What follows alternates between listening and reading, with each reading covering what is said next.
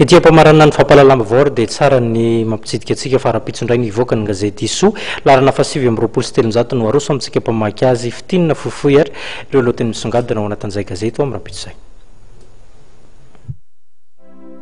Dimy taona izao no niarako taminao, niarady fankaty fampitantana tsy ny fandao.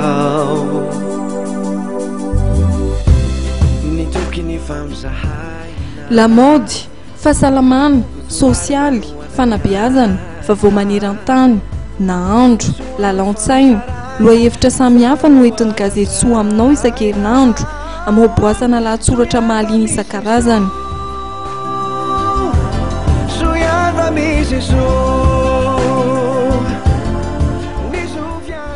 Ity laharanyity indray no ahitanao ny lamaodiny lasin'ny vavy ikafarany toy ny costume. Ny fomba fikojakojana sy fandravahana ny tokantrano, izany no entin'ny Soa aminao no sady hitondrany mamasoa ihany koa ao anatin'ny efipetsiny ny fomba maro samihafa azo ampiasaina amin'ny voasary izay efa manomboka vokatra amin'izao fotoana izao.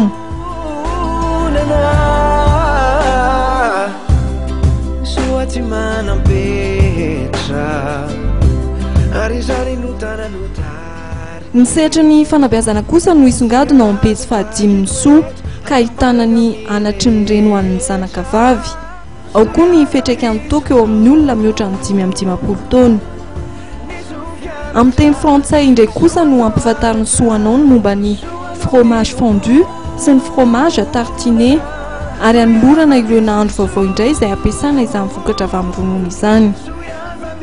Ny pejy natokana ho an'ny lehilahy no anoloran'ny mamasoa ny PNP mitondra ny lohateny hoe fa aiza ianao ry fitiavana, mifono hevi-dalina izay anasananao hamaky izany.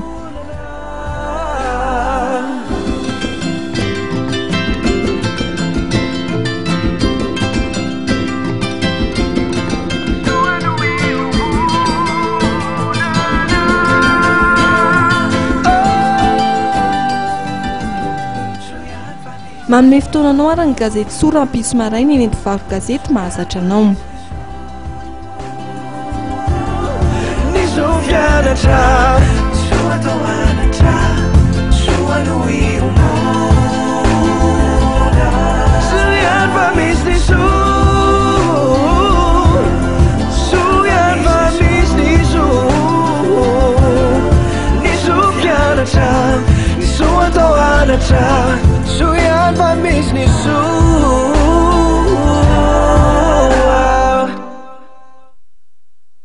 Isarona tompoko gazety vavy tsy nisaraka tamin'ny fahitalavitra matv tao anatin'izay fotoana ny fampalalama vao zay manome fotoana ho anao indray ny tenako amin'ny rapitso amin'ny 7 ora riva taky ny mahazatra mametraka ny veloma mandrapitafa ho amin'izay indray ary veloma tompoko.